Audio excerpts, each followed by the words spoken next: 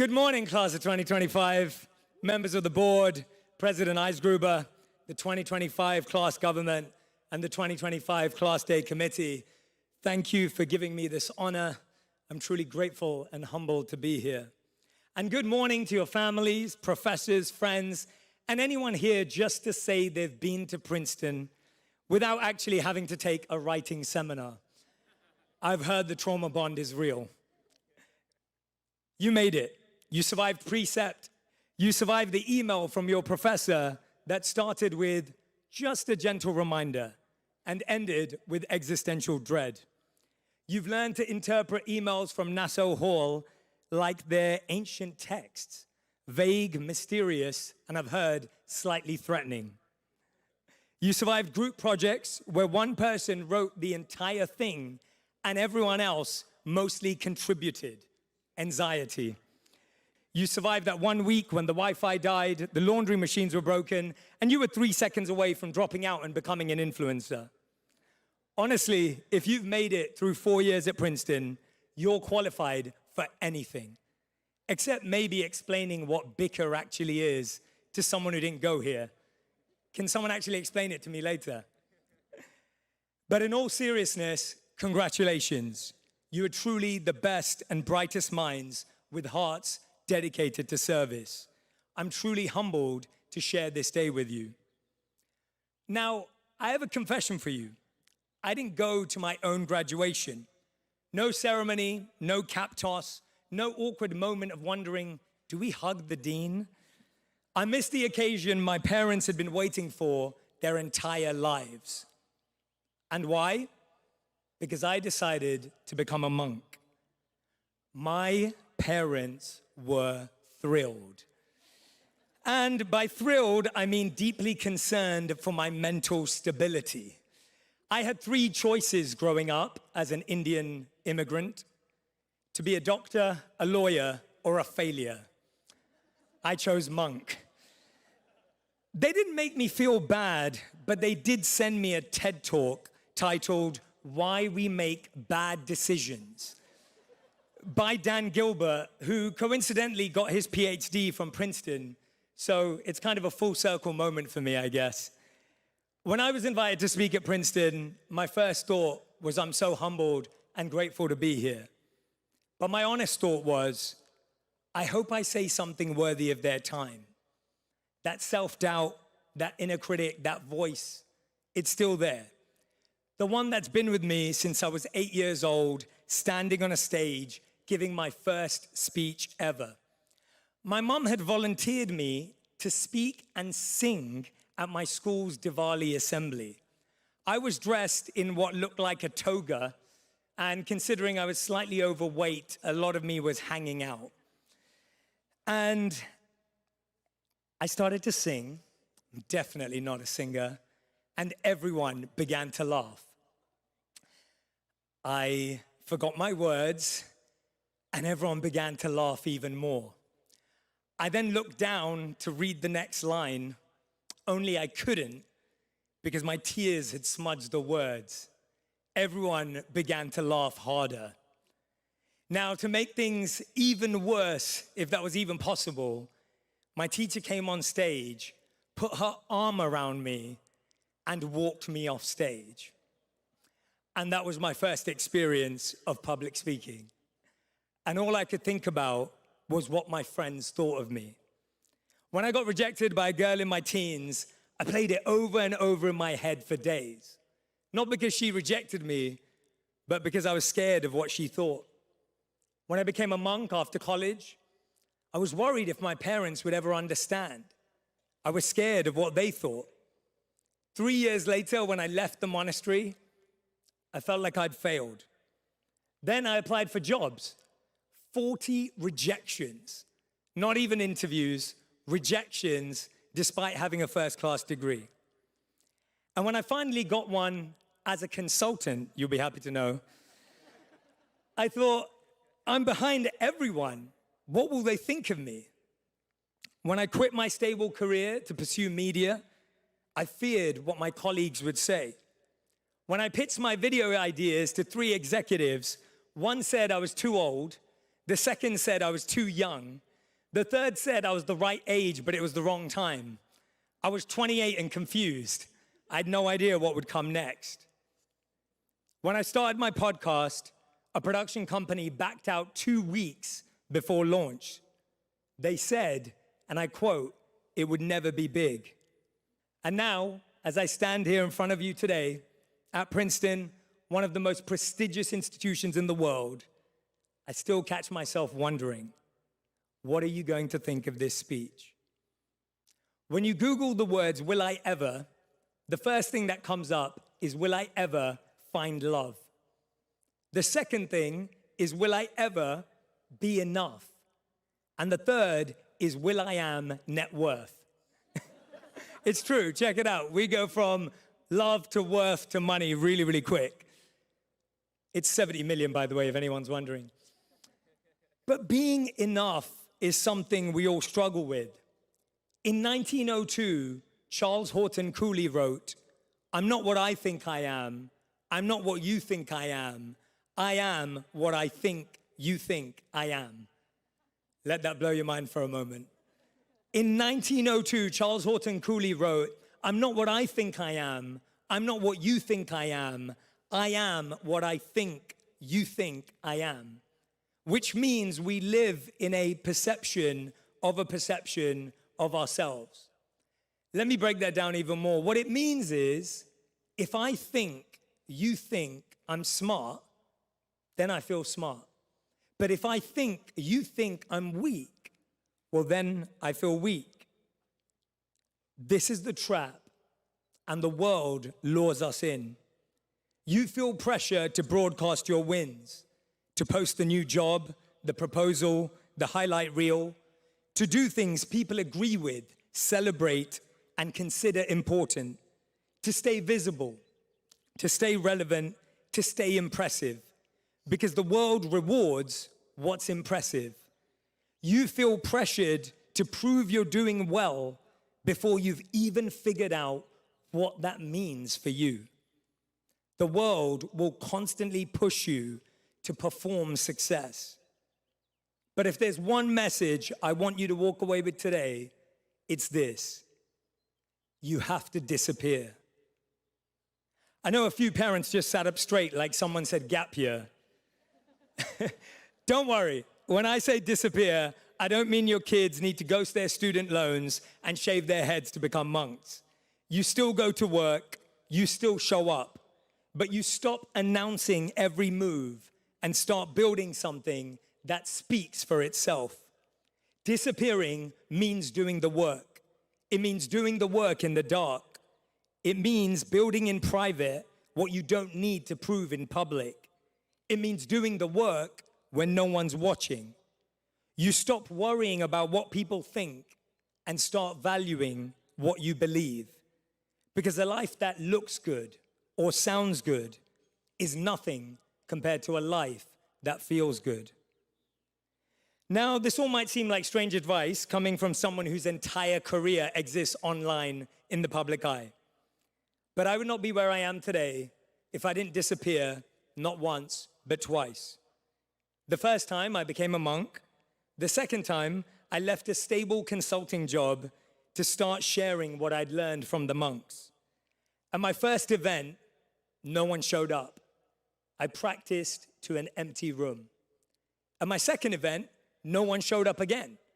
I practiced to an empty room again. By then, I realized I had to fire the person who was putting out the flyers. That person was me, by the way. For years, I spoke to rooms of 5 to 10 people.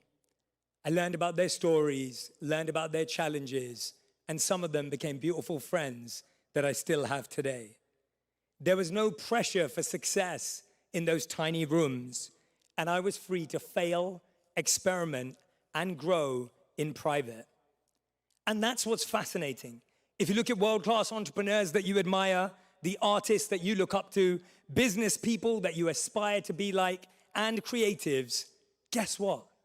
They all disappeared. Kobe Bryant practiced at 4 a.m. when no one was watching. Warren Buffett sat in a quiet room in Omaha reading. 80% of his day was spent studying financial statements, reports, and books. Sarah Blakely, the founder of Spanx, kept her idea a secret for an entire year, even from her friends and family, because she didn't want them to prevent her from taking a risk. They trained while no one was watching. They built without broadcasting. They worked in silence so they could rise without noise. So, whilst everyone is putting pressure on visibility, feel comfortable becoming invisible. But that's hard when everyone's life is on show. Step off stage as often as you can. Today, you all graduate together. But from tomorrow, you'll have your own pace, your own time. Some of you will get promoted first. Some of you will get promoted last. Some of you will exit your company first. Some of you will never start one. Some of you will get married first, and some of you won't get married at all. Everything will be documented.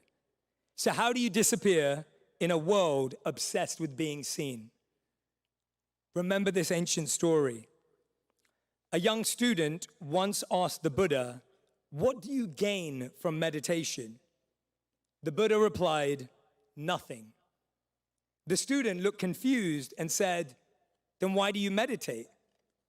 The Buddha said, "I don't meditate because of what I gain. I meditate because of what I lose. I lose anxiety, insecurity, doubt, and fear." As you leave Princeton, people will ask you, what do you want to gain? A title, a salary, a house, a family? And all of those are vital and valuable. You've proven your work ethic time and time again. You've shown what you're capable of. I know you will be ambitious about what you want to gain, but I hope you will be just as ambitious about what you want to lose. Lose the need for approval, lose the obsession with comparison, lose the fear of not being enough. What we gain makes us successful, but what we lose makes us fulfilled. Especially lose envy. Envy doesn't tell you what you want, it distracts from what you already have.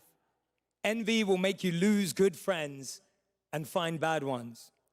You're already successful. You're going to be even more successful. I have no doubt about that. The only thing that can ruin it is comparing your win to someone else's. Envy won't stop your success. It's comparing your win to someone else's that will make you feel like you're never enough. And contrary to popular belief, the cure for envy isn't success. The cure for envy is study. When your friend wins, don't scroll past, study them. How did they build that? How did they stay consistent? How did they recover from their failures? Celebrate them. There's this beautiful word in Sanskrit that I loved. It's called mudita. It means to take joy and pride in watching someone else's success. I hope that you'll practice this with the people you're sitting next to right now. There are 4 decisions you'll make in life that matter more than almost any other. Ask for guidance, sure, get advice, learn from the people you trust, but don't let these decisions be defined by other people's opinions. Because at the end of the day, you're the one who has to live with them. The first decision is one you'll make every single day.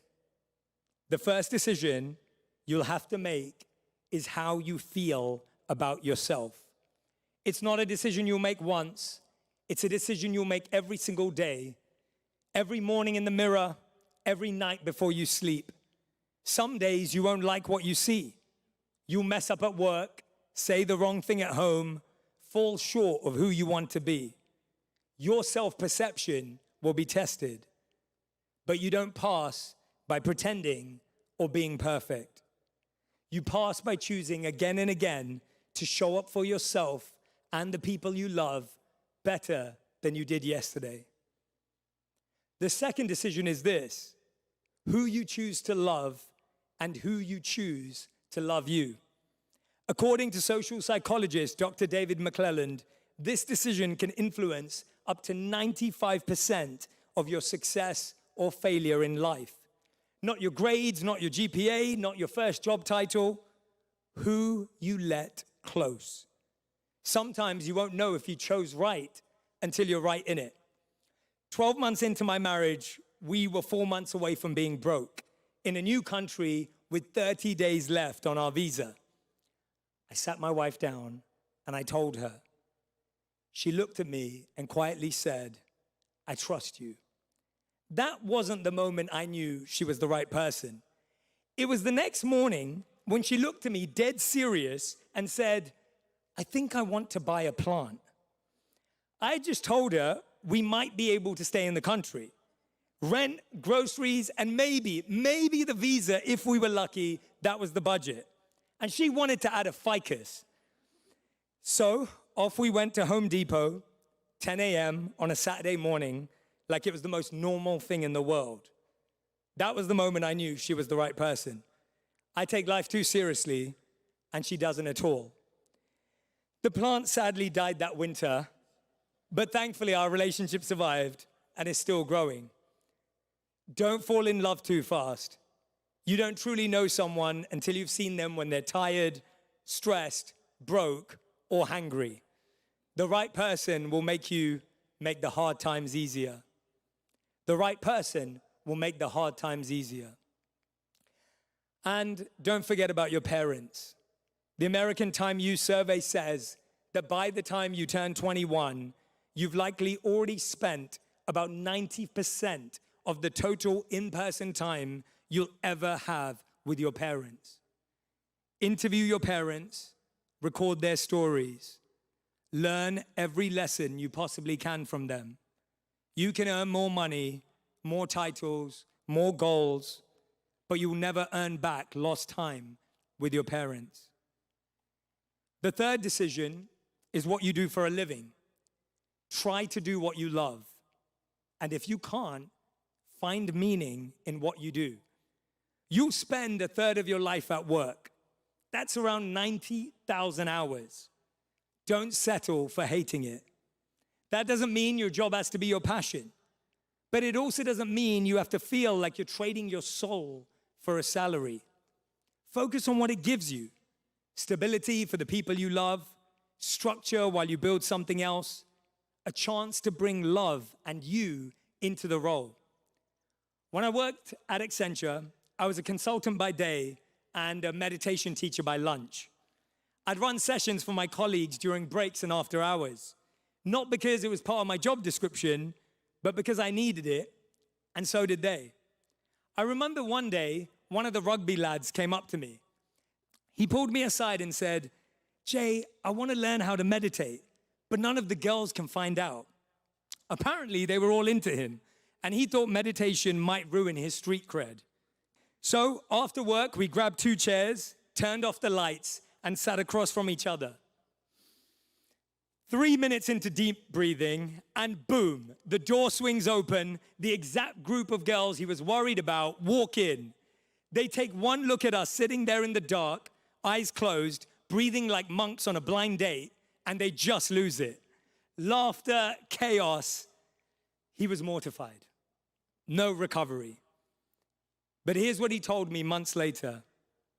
Meditation helped him manage the anxiety he'd never talked about. That showed me how desperately we needed stillness in a world designed to burn us out. And it gave me the confidence to follow my path. Later, I would go back to Accenture to teach meditation and many seminars. And I still have incredible relationships with the leaders I once worked for. So here's the truth. Even if you don't love your job, bring what you love into it. Love the people, love the growth.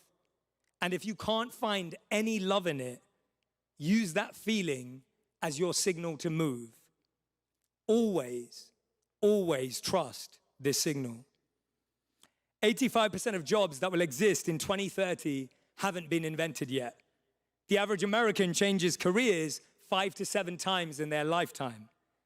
I can't wait to see what you do in the next 5 years. The world is waiting for you. The fourth decision, and maybe the most important, is how you'll serve humanity. Most people never get to this one. They get busy chasing the next job, the next move, the next upgrade. But if you skip this question, I believe you skip the one thing that leads to true fulfillment. In the monastery, we were taught, it's not about how much you give, it's about how much you hold back.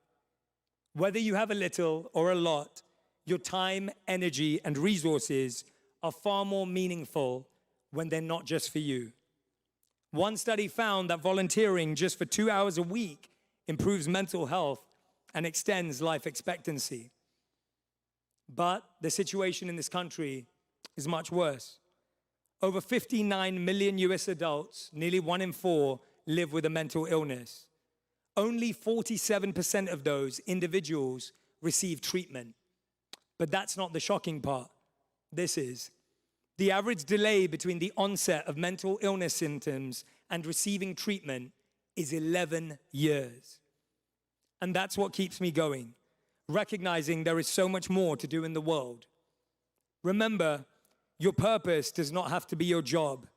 Your purpose does not have to be big. Your purpose does not have to make you money. Your purpose does not have to make you famous. Your purpose can be something you do on the weekends. Your purpose can be something you do in the evenings. Your purpose is something no one can take away from you. So find something you care about. Find something that breaks your heart open a little, and then get involved. You don't need $1 million. You don't need a title. Use your passion in the service of others, and it will become your purpose. I want to end with a couple of practical things you can do to put this into practice. First, try this. For 1 full day, track every time you feel the urge to ask someone what they think about what you're wearing, what to eat for dinner, what TV show to watch, what job to apply for. Write it all down. Who you wanted to ask, what decision you were avoiding, what answer you were hoping for. And then for 7 days, go on an opinion fast. No asking, no polling the group chat, no crowdsourcing your direction. It's your life. Don't let anyone else hold the remote. Disappear for a while, and when you come back as you.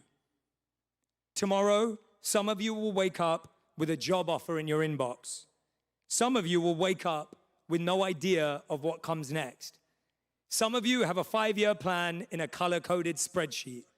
You know who you are. Some of you are still pretending to understand what a fellowship in global policy innovation actually is. And all of that, it's okay, because there's no right pace, there's no right path. Only the one that's real for you. Every day starting tomorrow, write down one thing you did that required effort, even if no one saw it. Not what you achieved, not what got praise, just what took energy, courage, and discipline. Maybe you got out of bed when you didn't want to. Maybe you sent the email you were avoiding. Maybe you stayed calm in a difficult conversation.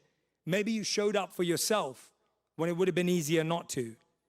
Because when you start measuring your day by effort, not recognition, you begin to feel accomplished without needing to be noticed. Class of 2025, you'll have an idea that people roll their eyes at. Build it anyway. You'll want a job that no one thinks you'll get. Apply anyway. You'll dream of a path that doesn't come with a title or salary. Take it anyway.